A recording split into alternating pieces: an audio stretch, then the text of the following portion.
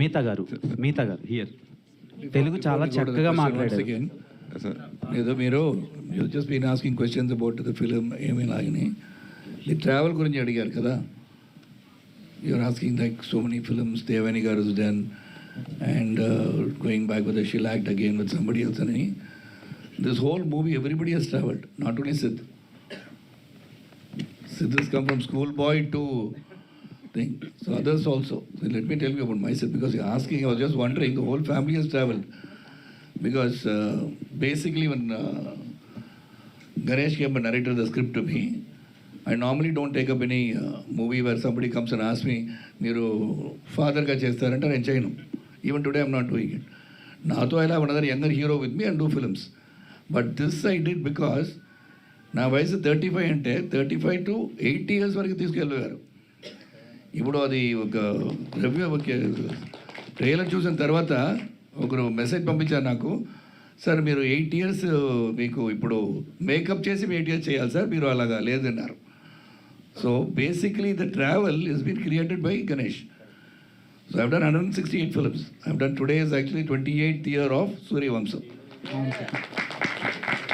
So we go on a travel where everybody has got a value and everybody is doing something in the film. In this film, everybody has travelled. Not only Siddhartha has travelled over here. Devani has travelled. She had a child in her stomach and then she has a boy, and from there going to school, the whole travel of this family.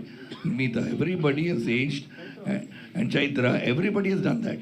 So this is a travel of a whole family, not only Siddhartha. మీరు అడిగినప్పుడు సిద్ధార్థ్ మీరు చేశారు కదా 18 to 35 ఎలాగ ice పెట్టి ఇలా ఫ్రిడ్జ్లో ఉన్నలాగా ఉన్నారు, అది కాదు.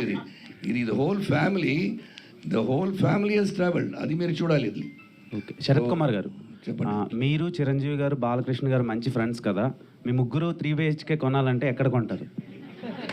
ఏది మీరు చిరంజీవి గారు బాలకృష్ణ గారు మంచి ఫ్రెండ్స్ కదా, మీ ముగ్గురు 3 BHK కొంటే ఎక్కడ కొంటారు? నా దగ్గర డబ్బు లేదండి ఇప్పుడు.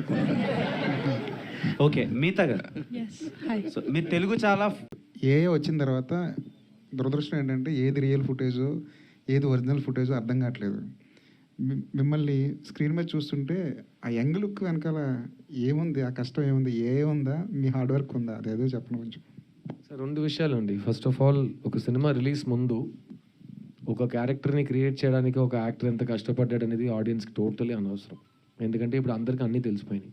ఎందుకంటే అందరూ ఫిల్మ్ మేకర్స్ అయిపోయారు. Audience is also film making కదా. వాళ్ళు షూట్ చేస్తున్నారు, వాళ్ళు ఎడిట్ చేస్తున్నారు, వాళ్ళు టైటిల్ వేస్తున్నారు. అందరికీ సౌండ్ మిక్సింగ్ గురించి తెలిసిపోయింది, అందరికీ అన్నీ తెలుసు.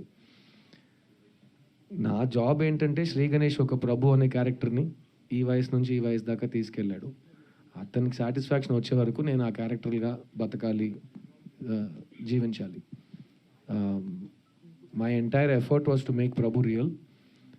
అది మేము ఏఐ చేసామా లేకపోతే హార్డ్ వర్క్ చేసామా అంటే, ఈ ఫస్ట్ పార్ట్ నాకు ఏఐ అంటే నేను ఇప్పుడు ఇంకా వాడలేదు.